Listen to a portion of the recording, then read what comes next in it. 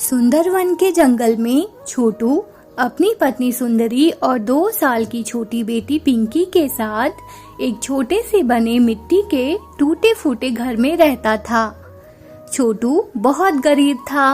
वह सारा दिन जंगल में जाकर लकड़ियां काटता था और उन्हें पंछियों को बेचकर अपने और अपने परिवार का गुजारा करता था। इन दिनों बहुत गर्मी पड़ रही थी। गर्मी के कारण पक्षियों का बुरा हाल हुए जा रहा था। तेज गर्मी के कारण छोटू के घर की एक दीवार टूटकर गिर जाती है। यह देखकर सुंदरी चिड़िया और छोटू बहुत दुखी हो जाते हैं क्योंकि सारी धूप उनके घर में आने लगी थी। अजी, क्या करेंगे अब हम? हमारे घर की दीवार तो पूरी टूट चुकी है और घर में धूप आ रही है। हाँ पिताजी, घर में तो एक पल भी बैठा ही नहीं जा रहा। एक काम करते हैं, आज ही हम तीनों मिलकर दीवार फिर से बना लेते हैं। मिट्टी की दीवार कब तक बनाते रहेंगे हम? वह हर 2 महीने के अंदर गिर जाती है और हमारा यह घर कितना कमजोर हो चुका है, पता नहीं कब गिर जाए। तो क्या करे सुंदरी, हमें यह दीवार तो बनानी ही होगी ना, वरना इतनी गर्मी में कैसे रहेंगे हम? दिन में गर्मी, रात में गर्मी, ऐसे तो हम तीनों बीमार हो जाएंगे।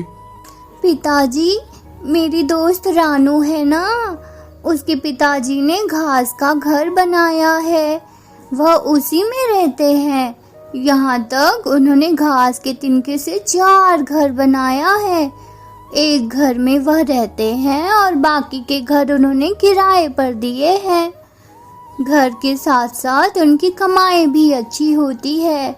हम भी ऐसा कुछ करते हैं ना। और मैंने सुना है धूप में घास के ऊपर पानी डालने से वह घास एकदम ठंडी हो जाती है, जिससे उस घास के घर के अंदर बहुत ठंडा लगता है।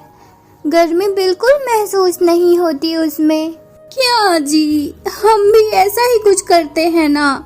अगर हमारा भी घर घास का होता तो कितना अच्छा होगा ना। और घास के लिए हमें कौन से पैसे देने होंगे, वह तो जंगल में ऐसे ही मिल जाती है। चलिए, हमें जंगल में जाकर घास ढूंढने चाहिए। सुंदरी के कहने पर तीनों उसी जंगल की तरफ निकल पड़ते हैं। गर्मी के कारण सभी घास फूस सूख चुके थे।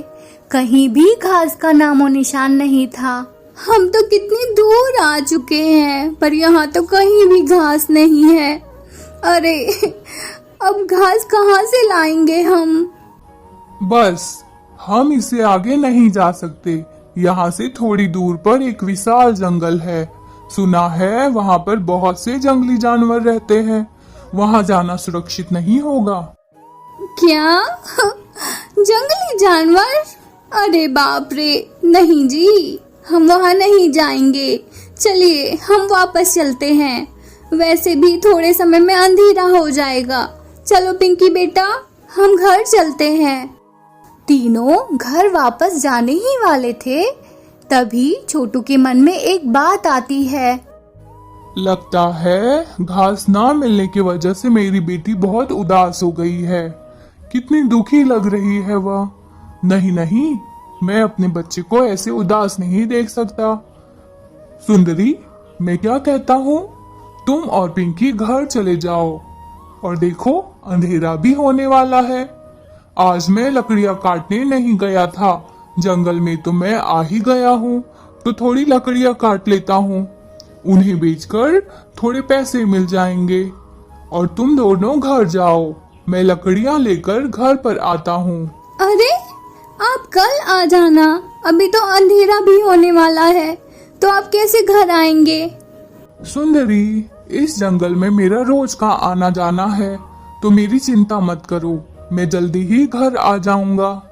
छोटू की बात सुनकर सुंदरी और पिंकी घर चले जाते हैं और छोटू जंगल के गहरे हिस्से में चला जाता है। छोटू उस जंगल के हिस्से से बहुत वाकिफ था।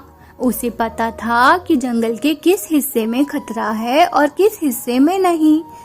लेकिन फिर भी अपनी बेटी की खुशी की खातिर छोटू जंगल के उस खतरनाक इलाके में घुस जाता है जहाँ पर बहुत सारे जंगली जानवर रहते थे।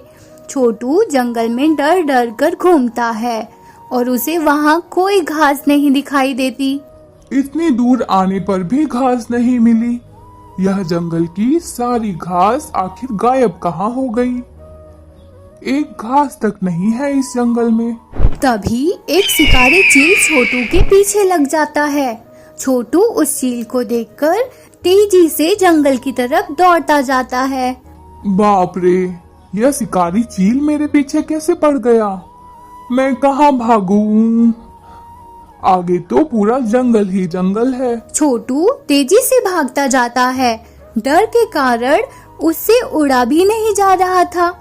तभी वह एक घास के छोटे से गड्ढे में गिर जाता है। घास में गिरते ही छोटू वहीं बेहोश हो जाता है।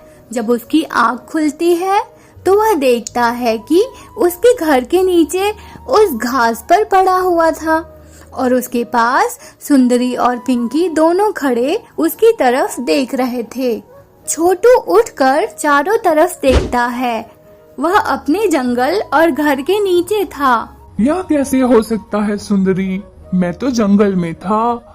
एक शिकारी चील मेरे पीछे पड़ गया था और इस घास के, अरे यह घास यहाँ कैसे आ गई? यह तो जंगल में थी ना। तभी उसे घास से आवाज आती है।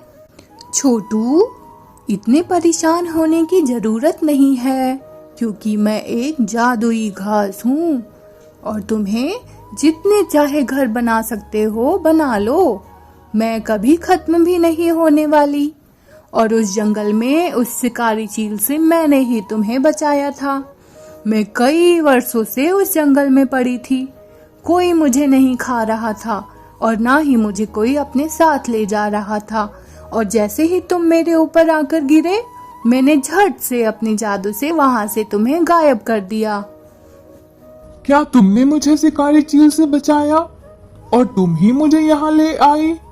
यह बात सुनकर तीनों के होश उड़ जाते हैं। तभी वह तीनों उस घास से बहुत सारे खूबसूरत घर बना लेते हैं। बारिश, ठंडी और धूप से उस घर पर कोई फर्क नहीं पड़ता था क्योंकि वह जादू के घास से बने हुए थे।